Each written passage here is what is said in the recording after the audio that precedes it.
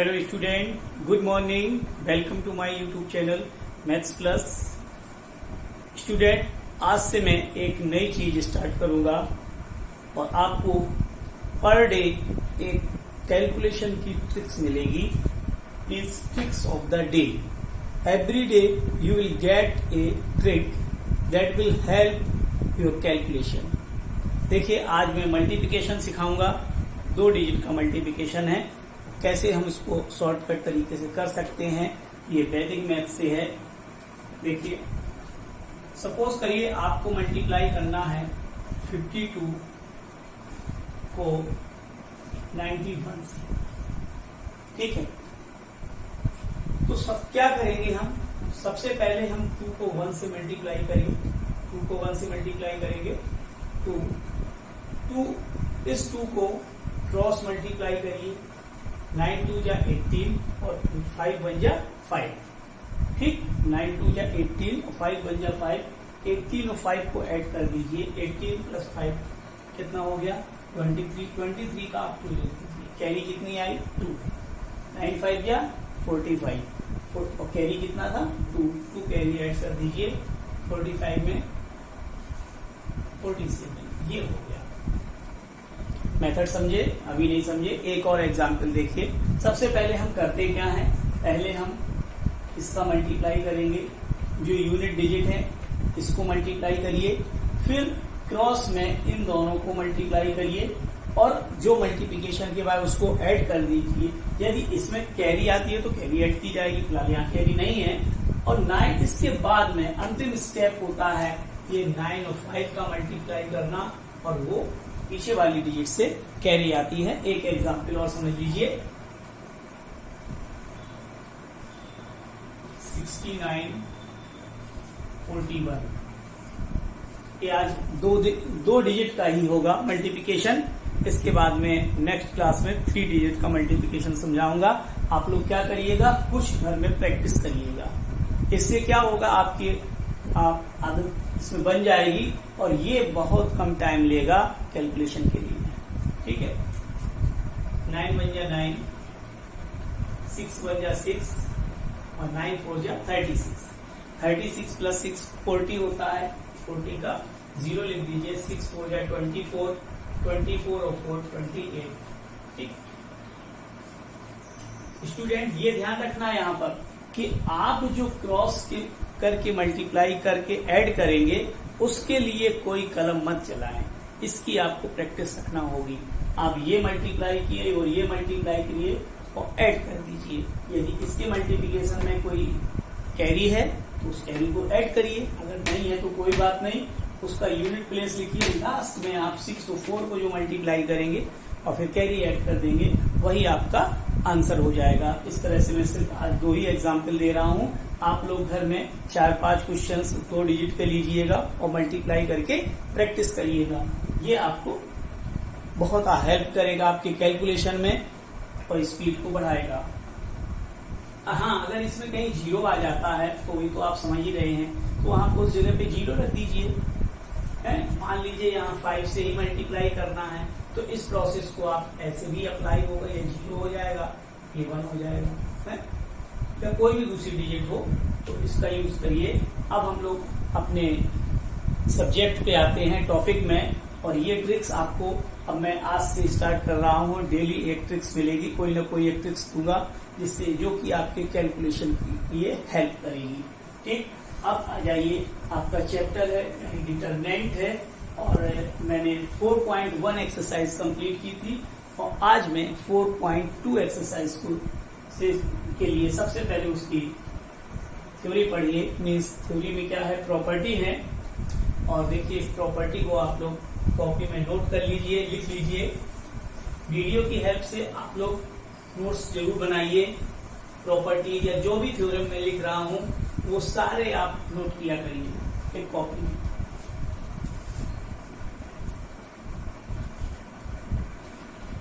Property 1, सबसे पहली property है, the value of determinant remains unchanged if rows and column are interchanged।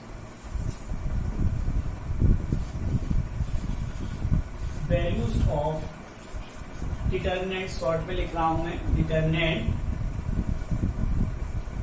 Remains unchanged if rows and columns are क्या कर दिए जाए, इंटरचेंज।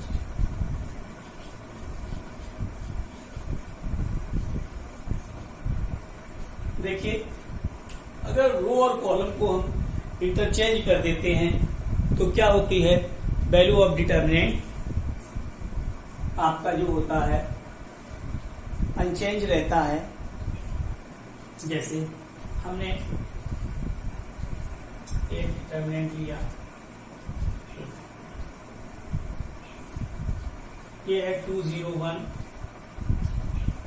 534 169, ये अब इसमें इसकी वैल्यू निकाल लीजिए, ठीक, और ये चेक हो जाएगा कि जो इंटरचेंज करने पे इसमें कोई फर्क पड़ता है कि नहीं। आप वैल्यू निकाल लीजिए। फिलहाल इसको आप रो से एक्सपेंड करिए, रो से एक्सपेंड करेंगे 2, ठीक, इसको दबाइए, इसको दबाइए। अब तो मुझे बताने की जरूरत नहीं है, आप लोग समझ गए होंगे।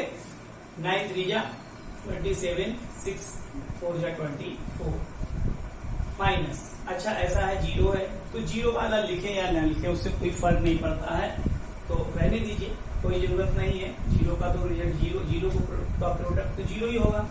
अब नेक्स्ट है प्लस माइनस प्लस, प्लस यानी 1 लेंगे, 1 लेंगे तो आपका देखिए क्या आएगा, 5316 आएगा, 6 5 जा 30 माइनस 3, ये क्या आएगा, ये 3 बचेगा आपका, और 30 माइनस 3 इज 27, ये 6 प्लस 27 मीन्स 33।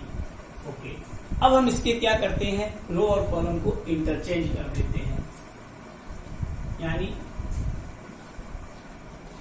नया डिटर्मिनेंट आपका जो हो जाएगा जिसमें रो कॉलम इंटरचेंज की जाएगी।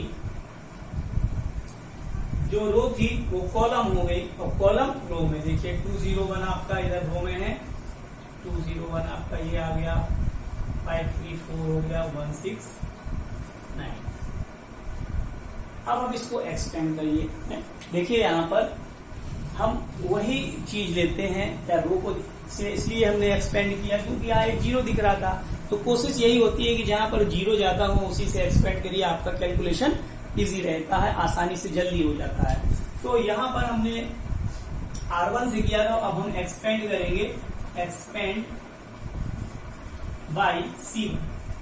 देखिए C1 से एक्सपेंड करेंगे, 2 लेंगे, देखिए 2, ये आप दबा दीजिए, कितना आएगा, 9 3 जा 27, 6 4 जा 24, फिर लास्ट में प्लस माइनस प्लस यानी कि 1 लेंगे, बिल्कुल आपका सिमिलर आया ना, सेम थिंग, तो ये आपका 2 3 जा 6 हो जाएगा, और ये है 27 बचेगा, 27 प्लस 6 33 हो जाएगा।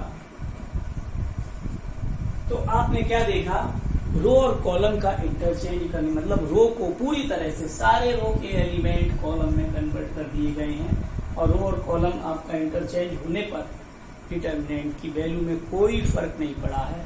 अब देखिए इसकी दूसरी प्रॉपर्टी क्या है,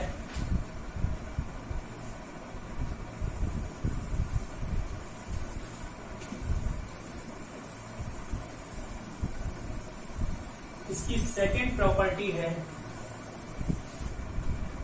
if any two rows or column of a determinant are interchanged. Property 2,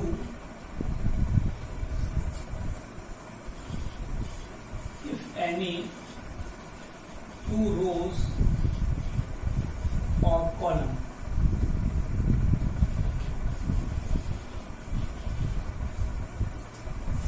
columns of determinant are interchanged, यानी कोई भी 2 रो या कॉलम इंटरचेंज कर दी जाती हैं, then sign of determinant, sign of the determinant changes.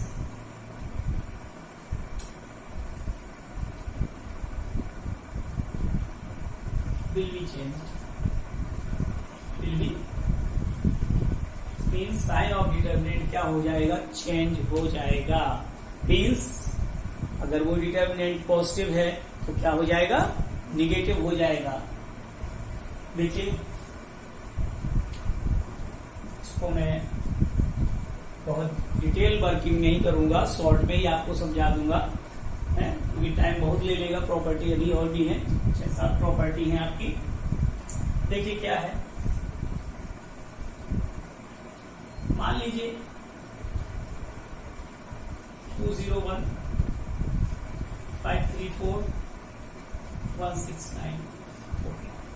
देखिए आपने वही मैं एग्जाम्पल लूंगा हूं क्योंकि आसानी से आप इसको समझ सकें. आप यहां पर इसको एक्सपेंड करेंगे तो क्या आया था, उसका डिटरमिनेंट वैल्यू 33 आ रही थी. पिछले प्रॉपर्टी में भी मैंने वही एग्जाम्पल लिया था ताकि आसानी से जल्दी आपको मैं समझा सकूं. अब देखिए मैं इसको क्या कर रहा हूं, कोई भी दो रो या कॉलम को हम इंटरचेंज करते हैं. सपोज करिए हम R1 और R2 को इंटरचेंज किए. अच्छा, इसके लिए एक सिंबल भी यूज करेंगे इंटरचेंजिंग के लिए, R1 और R2. ये सिंबल आप लगाएंगे.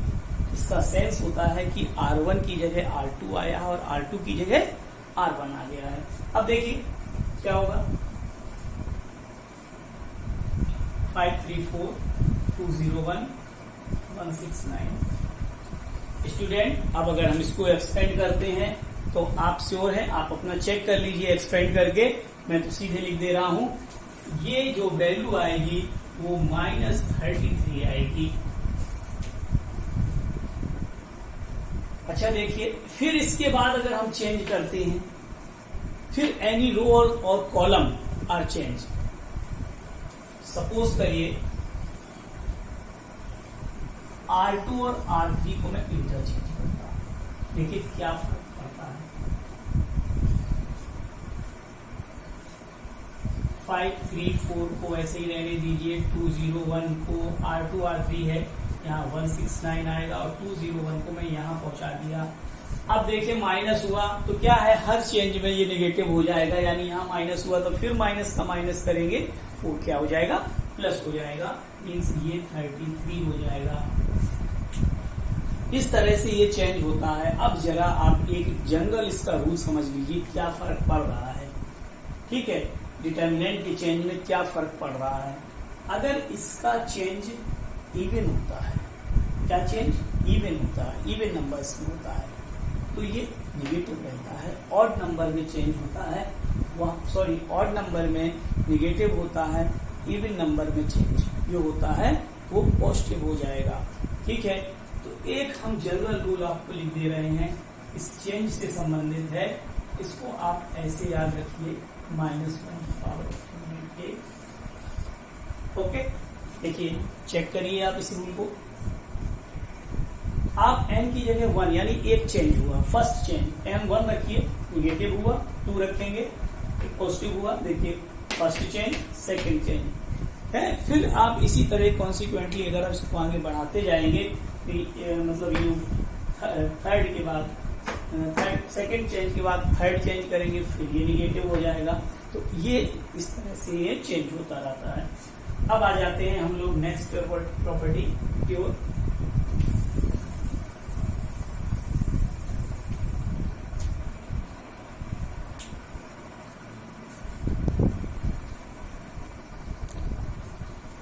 हाँ देखिए स्टूडेंट, प्रॉपर्टी थर्ड क्या कहती है, इफ एनी टू रोज और column of a determinant are identical.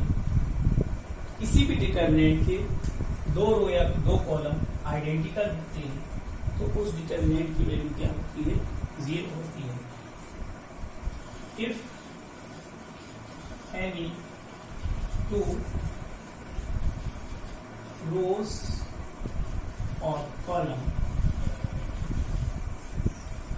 Are identical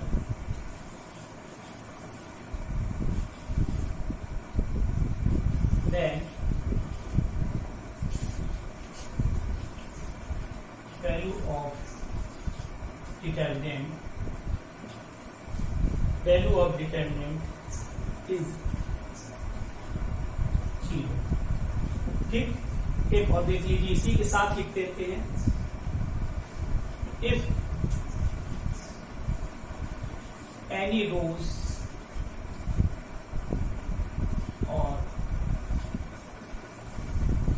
columns elements are 0, then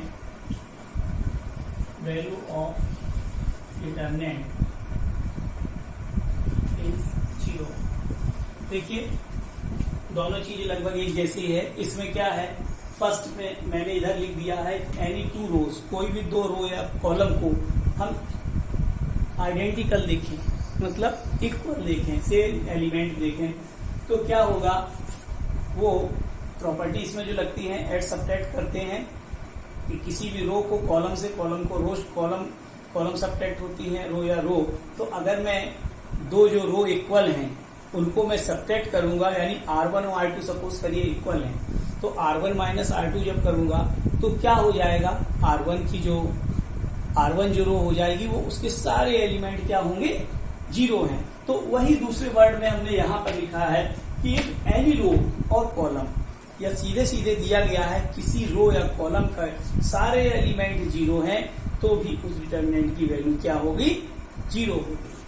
ठीक है, तो ये दोनों बातों से इस डिटरमिनेंट की वैल्यू क्या होती है, 0 होती है। एग्जाम्पल ले लीजिए, जैसे मैंने लिखा है 2 3 5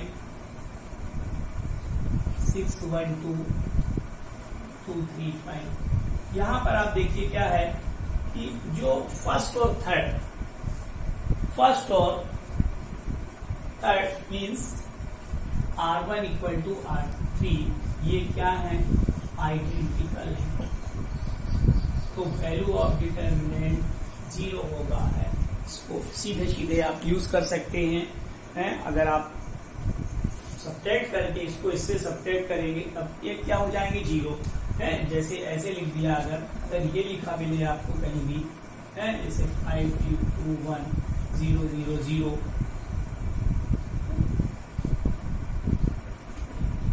कुछ भी लिखा है, चाहे रो में हो, ये एग्जाम्पल है, या इस तरह से भी होगा 5 1 2 0 0 0 6 2 1, कुछ भी ले लीजिए। तो ये सारे डिटरमिनेंट की वैल्यू क्या होगी, 0 होगी।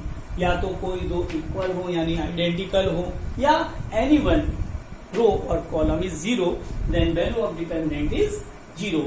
तो इस तरह से आपकी प्रॉपर्टी थर्ड हो गई। अब नेक्स्ट प्रॉपर्टी है आपकी property 4।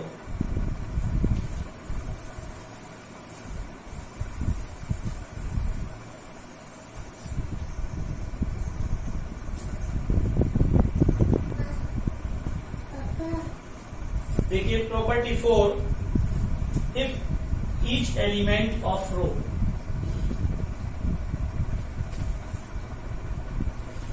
if each element of row or column is column of a determinant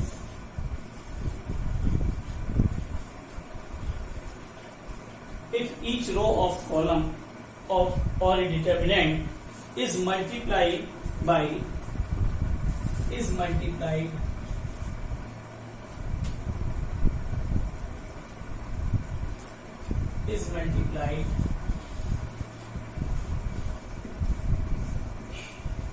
constant,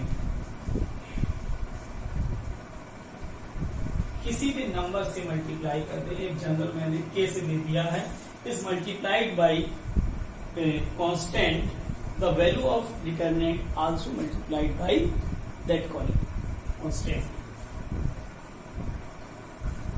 then value of determinant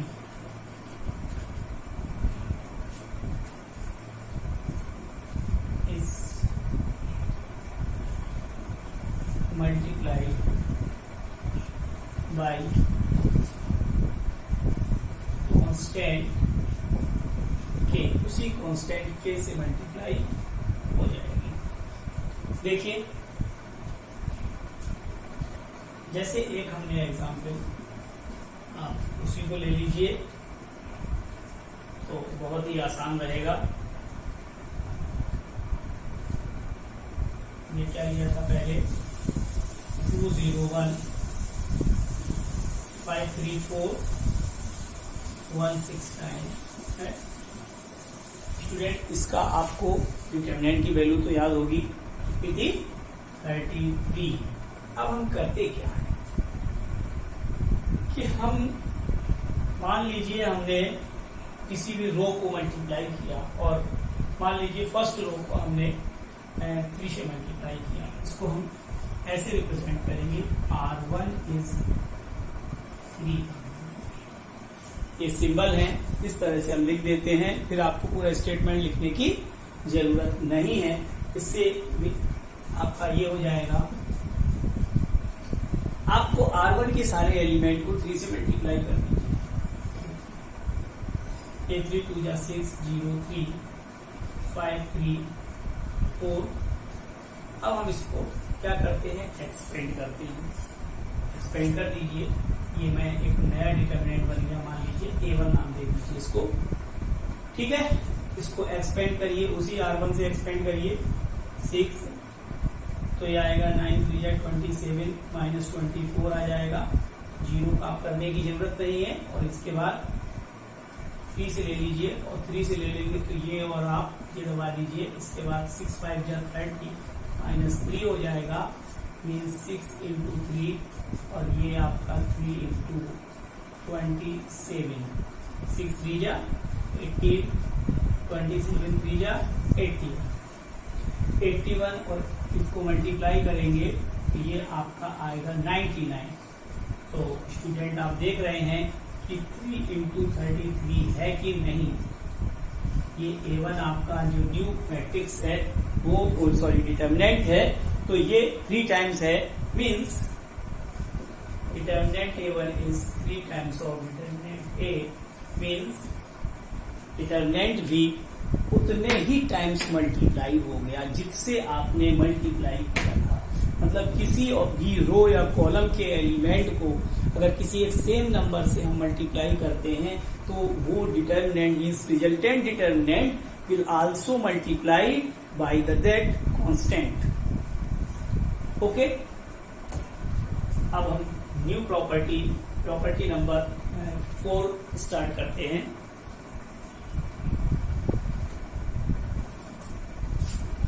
property number 5 देखिए, if some or all the elements of a row or column of a determinant expressed as the sum of 2 or more terms, the determinant can be expressed as sum of the 2 or more determinant। देखिए इसको एक example लेंगे, आसानी समझ में आ जाएगा। जैसे हमने ये लिया एक जनरल एग्जाम्पल, A1 में लैम्डा हमने ऐड किया, A2 प्लस लैम्डा और तीसरा है A3 प्लस लैम्डा, और ये आपका हो गया B1 C1 P2 C2 P3। तो इसका क्या मतलब है, इस डिटरमिनेंट को हम 2 डिटरमिनेंट के रूप में हम इसको क्या करें, ब्रेक कर दें। यानी फर्स्ट डिटरमिनेंट में क्या आ जाएगा, A1 B1 C1, सेकंड में क्या आएगा A2 B2 C2, और ये आपका आएगा A3 B3 C3। और इसके बाद देखिए इसमें आपने जो ऐड किया था क्या है, लैम्डा सम में ऐड है R1 के सारे एलिमेंट में, तो इसको हम इसमें सारे एलिमेंट हो जाएगा, लैम्डा हो जाएगा ये B1 B2 C2 C1 C2 ये। तो इस तरह से हमने ये ब्रेक कर लिया। अब क्या करेंगे, इसको हम कैसे वेरीफाई करेंगे? वेरीफाई करने के लिए हम इसको दोनों को एक्सपेंड करें और LHS में को भी आप एक्सपेंड करिए, फिर देखते हैं कि दोनों की वैल्यू आपकी सेम आएगी। तो इसका एक्सपेंशन आप लोग कर सकते हैं आसानी से, रूल यही। ठीक है, एक्सपेंशन आप लोग सेल्फ करिएगा क्योंकि बहुत आसान है। अगर कोई प्रॉब्लम होती है तो मुझे बताइए कि ये इक्वल है कि नहीं है। सिमिलर सेम तरीके से बिल्कुल एक्सपेंड करिएगा आप इसको और इसको, LHS पोर्शन को और RHS पोर्शन।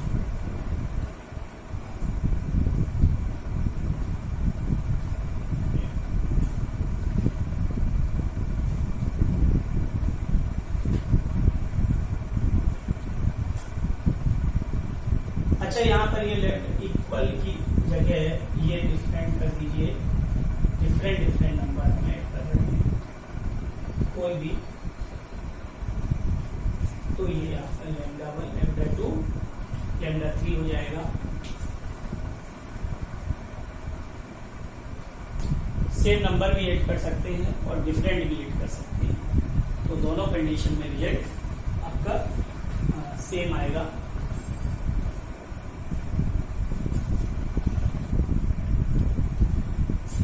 स्टूडेंट देखिए, प्रॉपर्टी 6 क्या कहती है, if to each element of any row, each element of any row और column of a determinant the equal multiple of the corresponding elements of other row, is equal number से multiply करके हम other रो से, मतलब किसी भी रो को दूसरी रो के किसी भी नंबर से मल्टीप्लाई करके ऐड कर दे, added, then the value of determinant remains unchange या रिमेन्स सेम।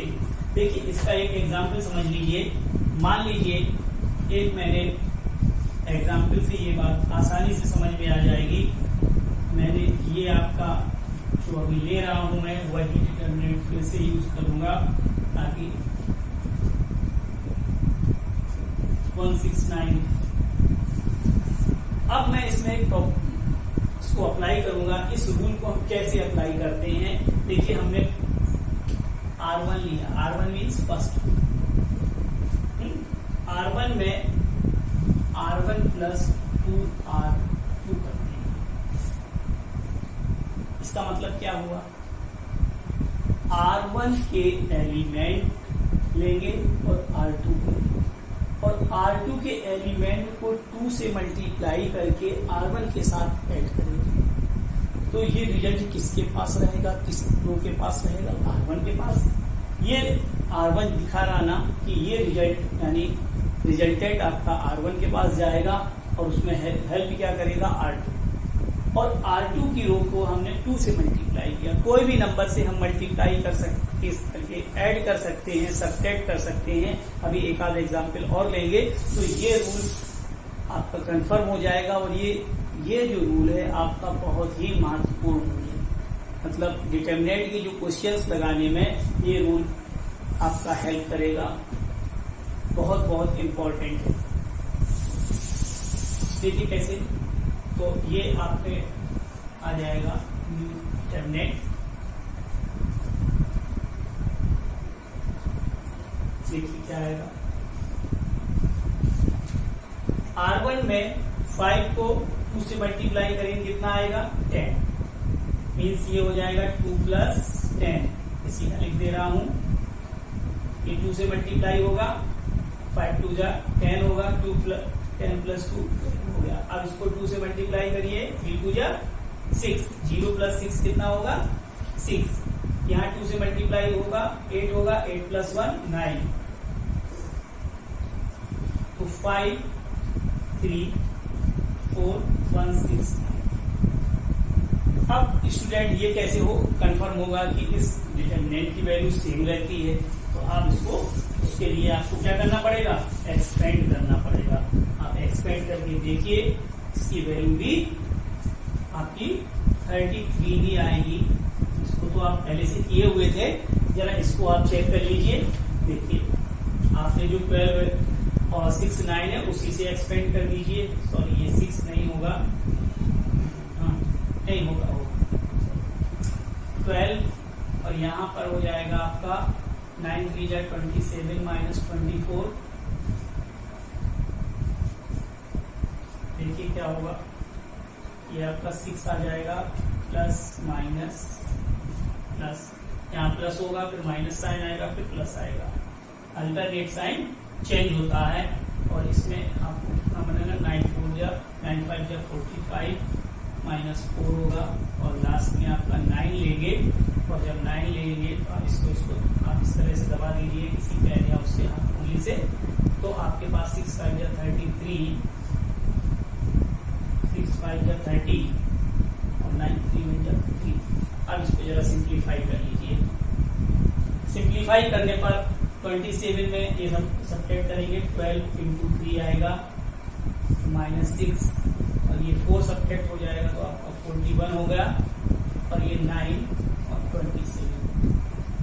अब इसको सिंप्लीफाई करेंगे तो देखिए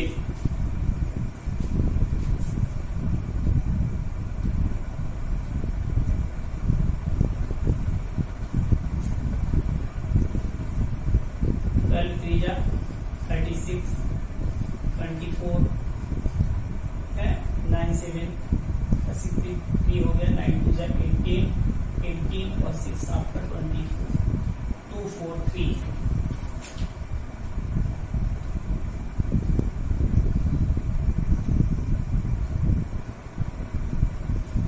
ये 6 को 41 से मल्टीप्लाई करना था, 4 नहीं था, तो 6 1 जा 6 होगा 2 4 6।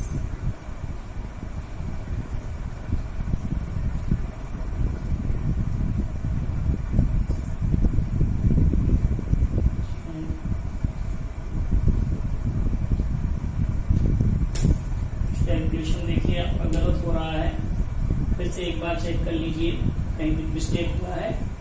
देखिए इसको 2 से मल्टीप्लाई किया था हमने, 10 प्लस 2 12, 3 2 जा 6, 8 प्लस 1 9 हो गया, तो सही है।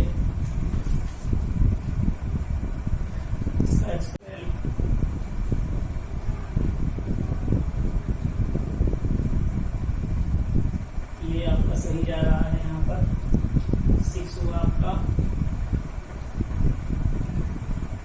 ये भी सही है 9।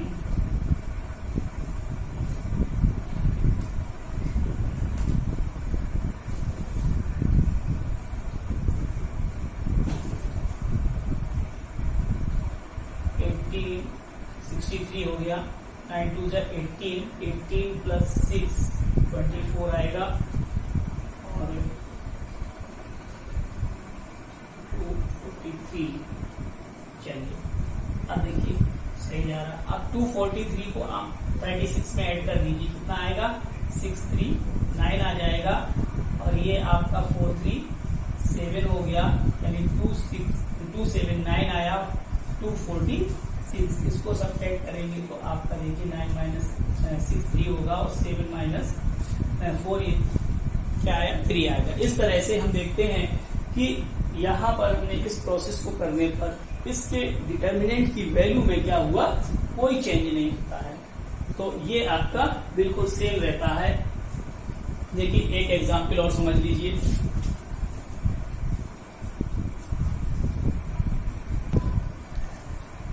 देखिए स्टूडेंट, मैंने ये 2/2 का यानी सेकेंड ऑर्डर का एक डिटर्मिनेंट लिया है। इस प्रॉपर्टी को समझिए, चाहे सेकेंड का क्वेश्चन ऑर्डर का हो, थर्ड में तरीका तो आपका बिल्कुल सेम है। तो इसमें मैं क्या अप्लाई करूंगा, यहाँ पे जरा डिटर्मिनेंट वैल्यू निकाल लीजिए। 6 2 जा 12 माइनस 12 दैट इज 0। ओके, अब मैं क्या करता हूं, C1 में प्रॉपर्टी अप्लाई करिए। C1 के एलिमेंट को 2C2 से क्या करिए, सब्ट्रैक्ट करिए। ऐसे होगा C1 का एलिमेंट 2 है, ठीक है, तो 2 है तो 2 टाइम्स करके 2 इंटू 4 टू जा 8 हो जाएगा। 3 को देखिए क्या लिखेंगे, 3 माइनस 6 टू जा 12, 4 6 आपके पास आएगा -6 -9 4 6 वैल्यू आप निकालिए। 6 6 जा 36 -36 फिर माइनस लगाइए, इसको मल्टीप्लाई करिए, ये भी क्या आएगा -36। इस तरह से -36 प्लस 36 मैंने ऐसे ही लिया। वैसे तो अगर हम इसमें क्या C1 में 2 से मल्टीप्लाई करके इसको 2 से मल्टीप्लाई कर देंगे तो ये और ये दोनों सेम हो जाएगा, यानी आइडेंटिकल हो जाएंगे, उससे भी वैल्यू 0 आती है। लेकिन आपको प्रॉपर्टी को समझाने के लिए मैंने इस तरह से कर दिया, C1 माइनस 2 C2 किया। तो हम देखते क्या है कि इस डिटर्मिनेंट की वैल्यू में कोई फर्क नहीं पड़ा। इस तरह से स्टूडेंट ये एक्सरसाइज आप अटेम्प्ट करिएगा। मैं अगली क्लास में एक्सरसाइज के क्वेश्चंस लूंगा, आप लोग कुछ क्वेश्चंस ट्राई कर सकते हैं, ठीक है। और मैं बता दूं, और जैसे रूल्स हैं इस तरह से हम प्रोसेस करते हैं। अगर 3/3 का जैसे R1 में हम लगाए कि R1 में R2 R3 तीनों ऐड कर दीजिए, यही काम यानी C में भी हो सकता है। सब्ट्रैक्ट कर सकते हैं या किसी भी नंबर को मल्टीप्लाई करके ऐड करते हैं। और ये ध्यान देते हैं कि मैक्सिमम 0 कितना बन जाए। जितना ज्यादा से ज्यादा 0 होगा वो एक्सपेंशन भी इजी हो जाएगा और आसानी से उसकी वैल्यू आ जाएगी, ठीक है। तब तक आप लोग 4.2 एक्सरसाइज के कुछ क्वेश्चंस आप ट्राई करिए, जो भी आ जाएं। नई क्लास में जो अगला वीडियो मैं बनाऊंगा उसमें उसके क्वेश्चन स्टार्ट करूंगा। उससे पहले अगर आपको ये डाउट्स हो तो आप मैसेज में भेज दीजिए, मैं उस क्वेश्चंस जरूर वीडियो में लूंगा।